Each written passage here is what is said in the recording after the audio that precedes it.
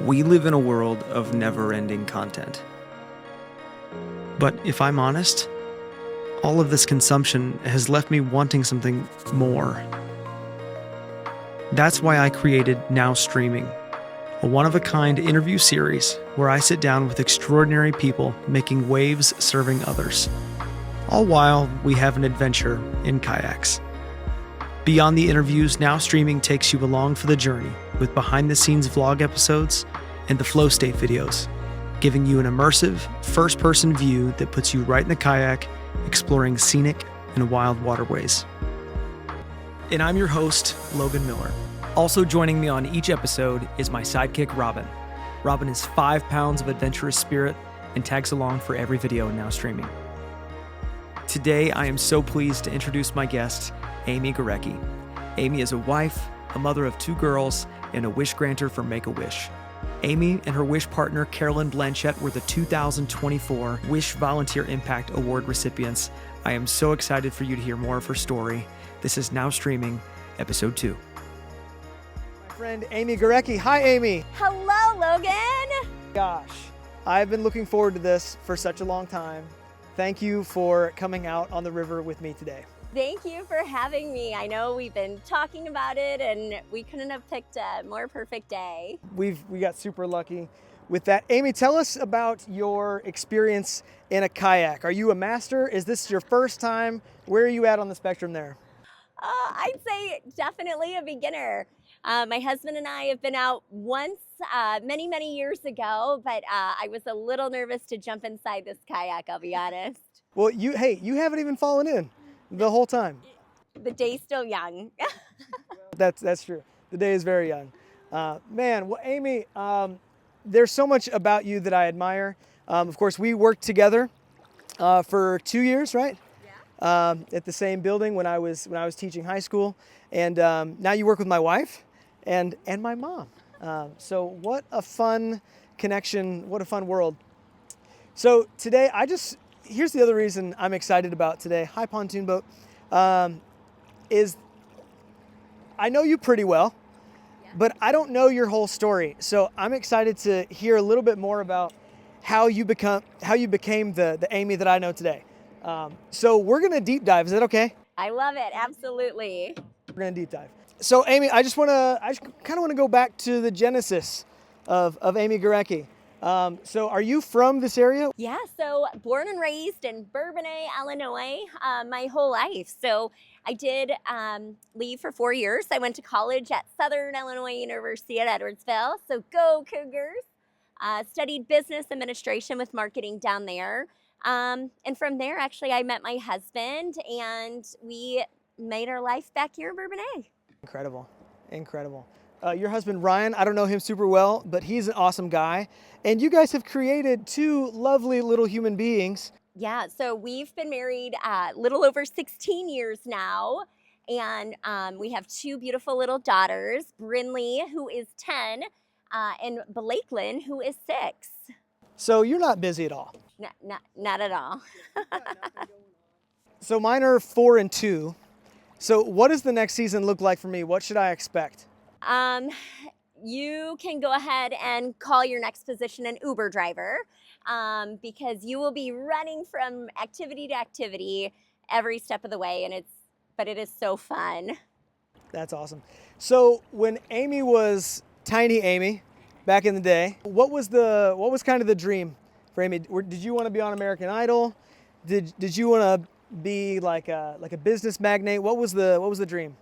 You know what? I have always been into serving others and trying to help others. I wasn't sure what direction my career or life really would take me. I've always loved fashion, so those who know me know I love that. You're probably familiar with my license plates. It's not fishing.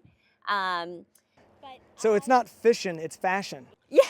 Do you know what's funny is, so Ryan had gotten me that license plate, and it's a veteran's license plate as he's a Marine. And when I opened the mail and I said, "Fishing? Why'd you give me fishing?" He goes, "Well, it's fashion, fashionista." And it is such a fun conversation holder that I've never changed it after all these years. So 15 years going strong. You could start a brand with that. We totally could. Um, and one of the biggest things that growing up, my parents always instilled in me is giving back to others. And that is something that's always been big to me and something that I've just really carried on through the years. So, career path. Where did you start? I want to know what your first job was. I always joke that my first job was a paper boy, and I miss those days. I wrote a song about it one time. We won't include that on this episode to save everybody's ears. But what was your career path? How did that start? What did that look like? That is so great.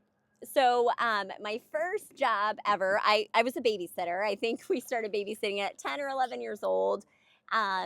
And I worked at a donut shop in town that is called Donut Time. So at the tender age of 14 years old, I was working the weekends at 5 o'clock in the morning serving donuts to others. And it was so great. You had to earn the money to get a car when you're 16. After that, I worked retail. So many people know me in the retail realm.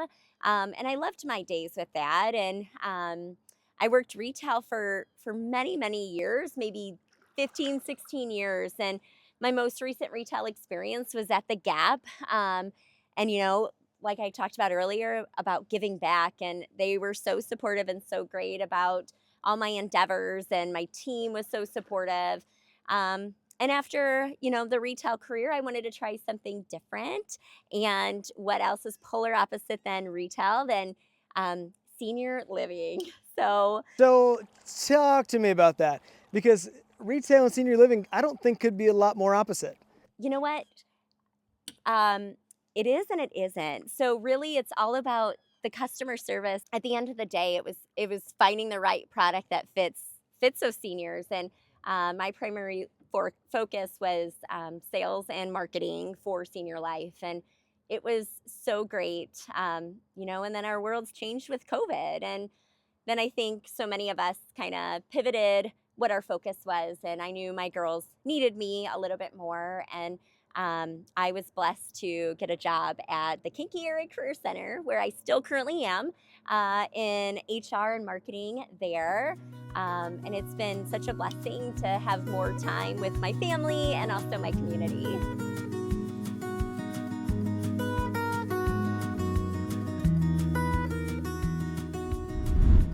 That's fun. I think I want a kayak for Christmas. My whole secret mission here is to create a new colony of kayaking friends. So I'm glad you've joined the team. It's a lot easier than paddleboarding and standing up on those things. I've only paddleboarded once, and it was on Lake Michigan, and it was a little choppy that day. And I swam a lot more than I paddleboarded. Paddleboarded, is that, I guess, the way you say that? So yeah, kayaks are great. I feel right at home in a kayak. A little bit safer. Yeah, a little bit. I love this theme that you've exemplified, even from when you were young. And I've got to see this up close, which is something I want to talk about. And that is your partnership with Make-A-Wish. And I was aware of Make-A-Wish, like most people. And if I'm being honest, I think the most I knew about Make-A-Wish was that every now and then they give a trip to somebody that's got a terminal illness. And that was pretty much the extent of my knowledge. But maybe I thought we could just zoom out and you could tell us a little bit about what Make-A-Wish is, what they do, from an informed perspective instead of my very limited perspective. Yeah, so many people think Make-A-Wish is for terminally ill children. In fact, it is for any child between the ages of 2 to 18 that has a life-threatening illness, is what we call it. So, we always use Down syndrome for an example. If somebody has Down syndrome, it doesn't necessarily qualify them for a wish. However, a lot of markers with Down syndrome is, a heart issue. And something like that would qualify a child for a wish. I've actually been a Make-A-Wish grantor now for 13 years. Prior to that, I did a lot of fundraising for Make-A-Wish. So I, in college, had some fundraisers and did donations for that. Now I've been doing this, like I said, for over 13 years. and yeah, we work with many children. I am trained to take on children in Illinois. So any child who has life-threatening illness, anybody could sign them up, and typically it's doctors, social workers, anybody from the hospital setting that can apply for a wish. Or a family member as well. So it does go through the credential of qualifying. Here's what I love about your story, just knowing you from outside of today, is that your life from the outside is just beautiful. You've got a beautiful family. You are so fun to be around. You are like the epitome of joy, caffeinated joy, which I love about you. But outside of that, I love that you're a person who's got a beautiful life, but that wasn't something that you chose to be content with. You wanted to pour back out, as you've done your whole life, back out into other people. And so I guess my question is, why Make-A-Wish? How did you get started with Make-A-Wish? How did that begin for you? Yeah, so like I said, in college, I did fundraisers, and I always wanted to give back. And I feel like so many of us, it's figuring out how to give back. So it actually was during the Lent season a little over 13 years ago, and I could not figure out, what am I going to give up for Lent? And I really kind of dove deep, and I figured, instead of giving up something, why don't I give more? And like I said too, my parents have always been huge into giving back, big into fundraising. So during the Lenten season, I decided to give up my free time and dive into volunteering, specifically with Make-A-Wish. So I went through the classes, through Chicago, and I was certified to officially be a Make-A-Wish grantor. And that's what I'm still doing all these years later. 13 years later. So what year was that? Help me with the math. It had been 2011? Yeah. Look at that mental math. It was, 2011. So, Amy, I can imagine over 13 years, you've probably witnessed some situations that are relatively bleak. And I think for a lot of people, and maybe I'm speaking for myself sometimes too, that when you see something that looks hopeless, it's really easy to be cynical and write it off or avoid it. But I think what you know is that cynicism is a spectator sport, and you've chosen instead to go deeper and to get into the muck with people that are going through what I can't fathom as a parent, right? So over 13 years, I just can imagine that you've met some really, really incredible little people. And so what are there any of those that have stuck out with you over time? Are there some that you still think about, every day? What does that look like for you? How do you carry that? Yeah, so I get so often that people are like, how can you do this? I could never do it. You can. I think it's really hard to put your emotions aside sometimes, but you think of the families and what they're going through, and the fact that you can give them some hope and something to look forward to. And when you asked if I've had, some stories resonate, there's a few that come to mind. So I've had some really great wish partners through the years. We've had some great experiences. I've worked with, I think I'm over 40 kiddos at this point, and several different wish granters I've worked on wishes with. One story that resonates, like I said, is I got a text one day from a friend, and she called so upset. She said, one of my patients just got a diagnosis, and it's not great. I said, I'm on it. What's her name? Let me see if we can get her a wish. And so our corporate chapter is in Chicago, so typically we're the middlemen. We're the face of Make-A-Wish as a wish grantor. So I let them know I will take this sweet little girl on. Meanwhile, I called my wish partner, Carolyn, and I asked her if she would take this wish on me. And the reason this resonates so much is Carolyn, who is now my current wish partner, her and her family, the reason they got involved with Make-A-Wish was because of their son, Austin. Austin received a wish when he was 7 years old. He had brain cancer. His wish was to go to Disney, and unfortunately, Austin did not make it through. But the fact that Carolyn, as my wish partner, and her husband Brian lived through Austin's memorial and memory through Make-A-Wish. I knew this wish was going to be hard for Carolyn, so I called her to see if she would be okay taking it on. And of course, immediately she said yes. We met the family, and her name is Maggie, and Sweet Maggie had DIPG, which unfortunately it's not a great outcome. And going into it, we knew it. And Maggie had a silly spot, and crazy thing is I will say Maggie and I both enjoy jokes about the emoji that looks like chocolate ice cream. We're gonna say it that way. And yeah, we definitely had an instant connection. And Maggie's wish was to go to Disney, and it was so great to give the family something to look forward to that wasn't the hospitals, wasn't treatment. And it was so great. We had you actually joined us for that wish. We had Minnie Mouse, Mickey Mouse. We had the entire community, fire trucks, police. Everybody came out to really join us, and it was such a great time. And Maggie has since passed on, but I think of her family so often, and I love following the family story of DIPG and how they're bringing awareness to it. And really it was just inspiring and something that I think about very often.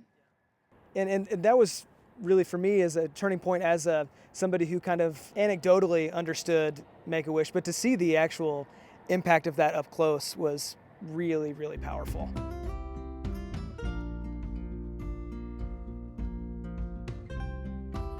Amy and I are currently playing the game of how do we stay away from the bank? And golf balls. Golf balls. Yeah, we are going past the golf course right now. And I've never been struck by one in a kayak. Never say never. But I want Amy to have a good experience.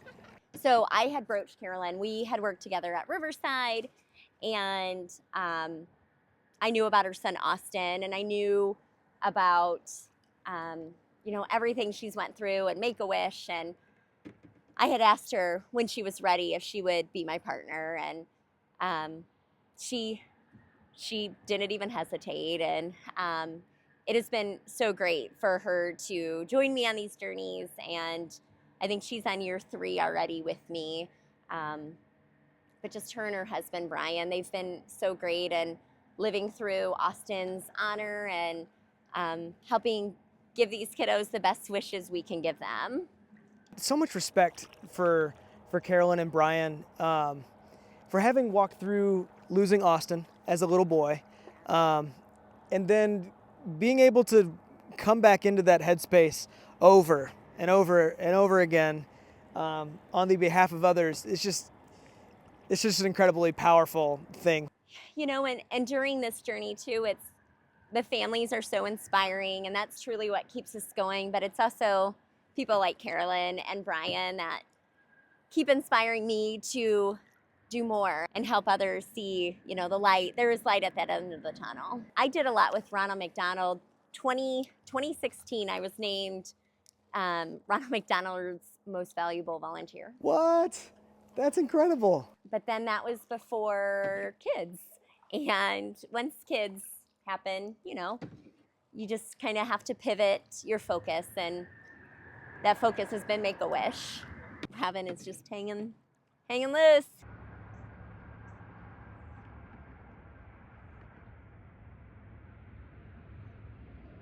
So, as a wish granter, I think there's two sides to this question, but what do you think the importance is of community for somebody who's voluntarily walking into the situation, and then for parents and family who are not voluntarily walking into that situation? What's been your perspective and observation on that?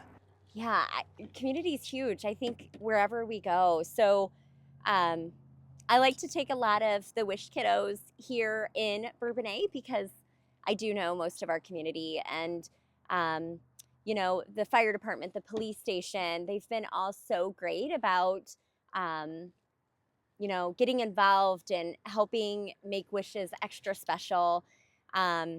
But what's great is even our wishes that we've had in New Lenox and Orland, their community has been amazing. So the community support, you know, one of the biggest things too I think of is fire buddies, and I just got to give them a little blurb too.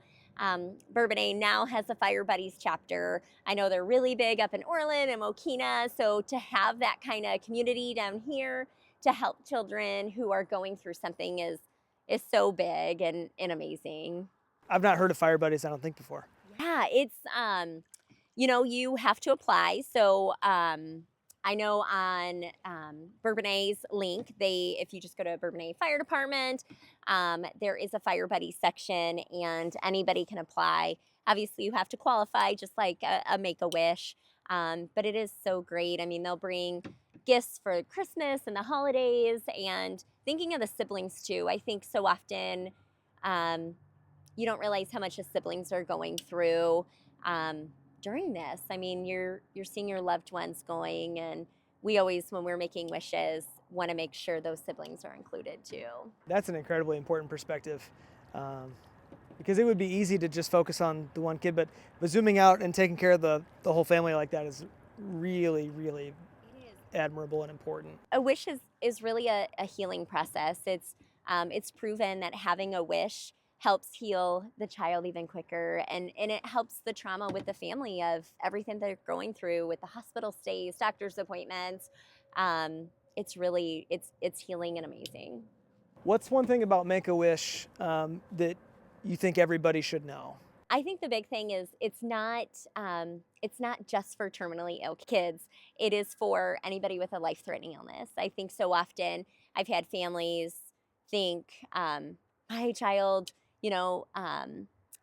is a wish recipient, that this is terrible. It's not terrible. It is such a beautiful thing. It's a healing process. It's a journey. It's a chapter in their lives. So embrace it if your child does qualify, because we're excited to be there and give you a really exciting wish. So I think, some people watching this hopefully have learned about Make-A-Wish.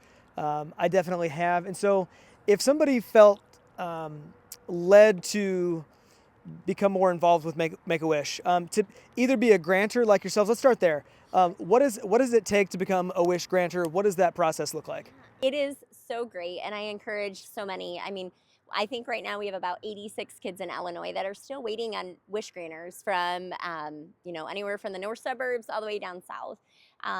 So simply get online, so makeawishillinois.org, and you can click on Become a Wish Grantor. So from there, you do some online training and you do some training in person, just about the wishes, the expectations, and you go from there. So once you're finished with all of your training, there's an online portal that you can go to, and you get to pick the kids. So typically we don't know anything about the children prior. We would just know that there's a little boy who's 10 years old from Bourbonnais who's looking for a wish grantor. And then our journey is to meet with them once we are assigned and figure out what their wish is. So from the other side, if somebody maybe isn't in the position to become a grantor, but they want to get their feet wet with giving towards Make-A-Wish, how does somebody get involved at that level? Absolutely. So Make-A-Wish always accepts donations. So unfortunately, you can't technically donate to a specific child, but you can donate to the whole. You can donate flyer miles, because I would say 90% of our kids love to go to Disney World. So you can donate that way. You can donate. We also have different fundraisers through the year, the Wish Ball, things like that. So if you want to volunteer at an event, there's always those opportunities. Awesome. So not monetarily, but with miles too. Wow, good on them for making it accessible to get involved. Absolutely. I'm excited for more people to hear this. Yeah, I think I have had it so often that I feel like I'm almost convincing families to accept this wish. I know it's a hard pill to swallow to say, my child is a wish recipient. But again, it's for the whole family. And once they've gone through the wish journey, it is such an amazing chapter in their lives, and we're excited that we're just a small part of it. 13 years. Do you have any plans to pivot out of Make-A-Wish and put focus into something else in the future here? Great question.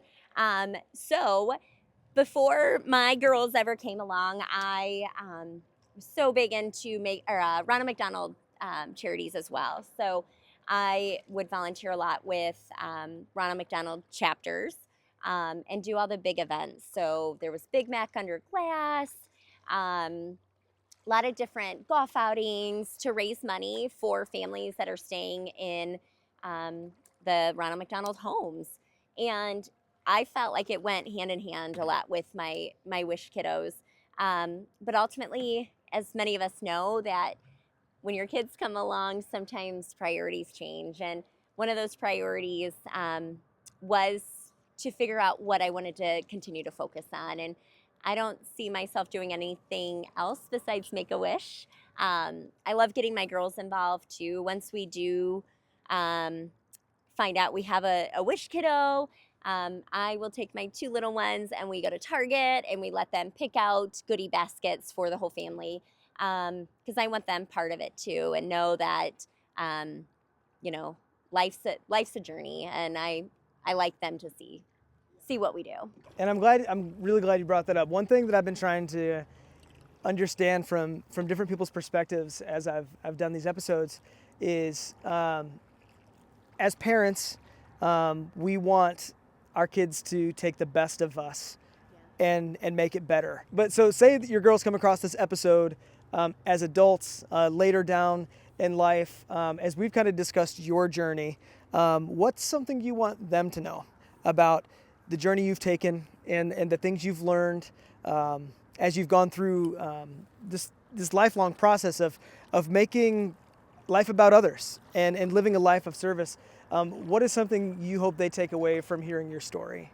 Yeah, I hope I inspire them to do the same. I really do, and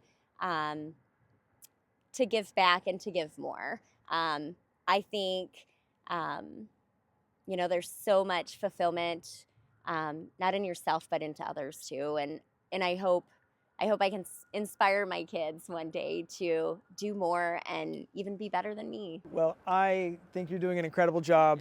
I think, your whole story is just saturated in joy and in service, and I feel very, very lucky to know you and to get to serve alongside you every now and then. Man, Amy, thank you. You are so much fun. Okay, we do end every episode with a lightning round. I didn't prep you for the lightning round because that would be no fun. Oh, snap. I don't prep anybody for the lightning round. So I like to ask every guest more or less the same questions, pretty much the same. So we're going to go through. Also, the other thing I've learned about the lightning round is it's never fast. So no pressure to go quick. But the first question, are you ready? Sure. Okay, I like the confidence. First question, and maybe you haven't been asked this in a while, so we're going to go back here. Who was your first celebrity crush?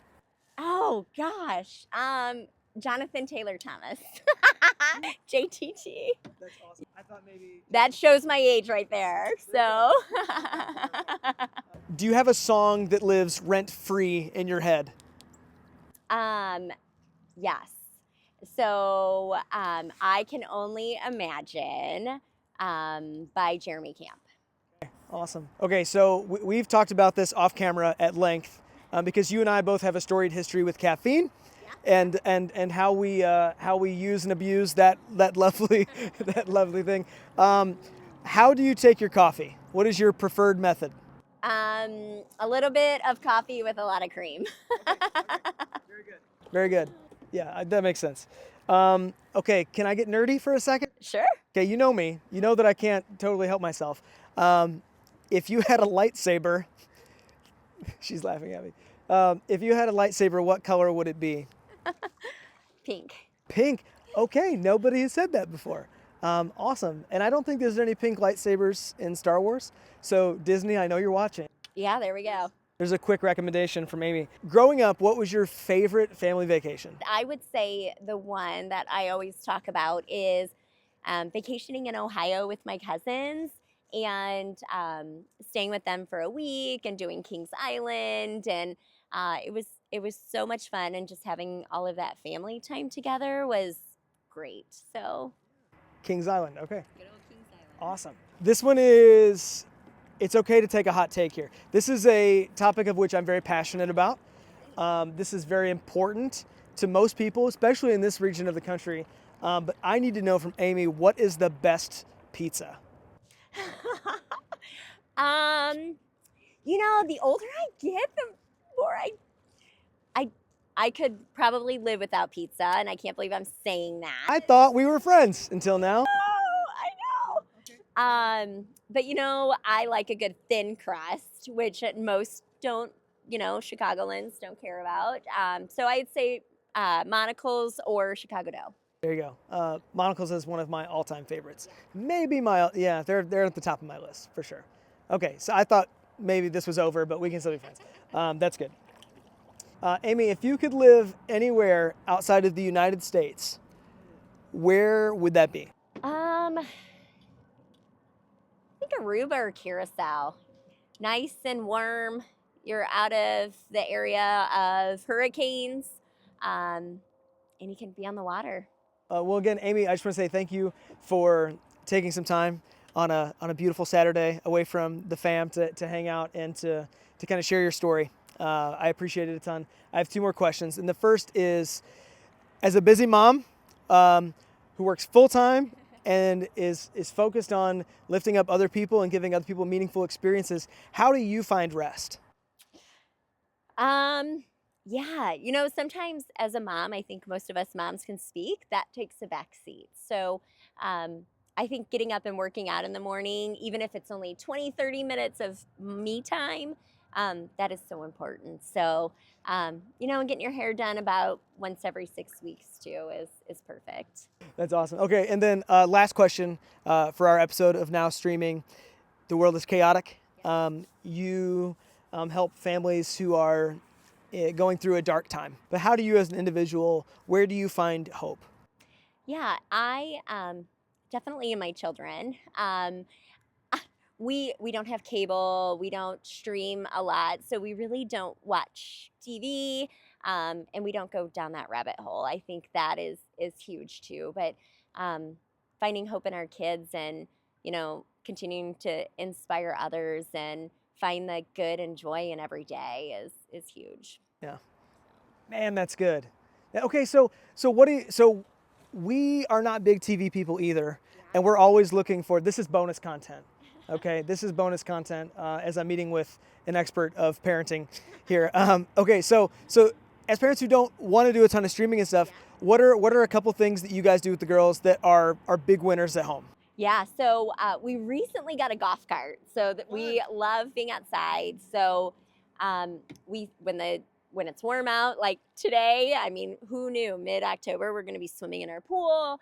The girls love to be outside, so going down to the state park, you know, finding the joys in the smallest things, and again, a golf cart. Like, who knew the golf cart could bring us so much joy? But getting out in the neighborhood and talking to others is so fun. Well, that's awesome. And hey, maybe now a couple of kayaks for the family. Yeah, I haven't tipped us yet. I'm out here as like a kayak evangelist. So anyway, Amy, seriously, thank you so much. Thank you, Logan. I think you are so fun and so inspiring, and I'm really excited to share your light with everybody else. Love it. Thank you.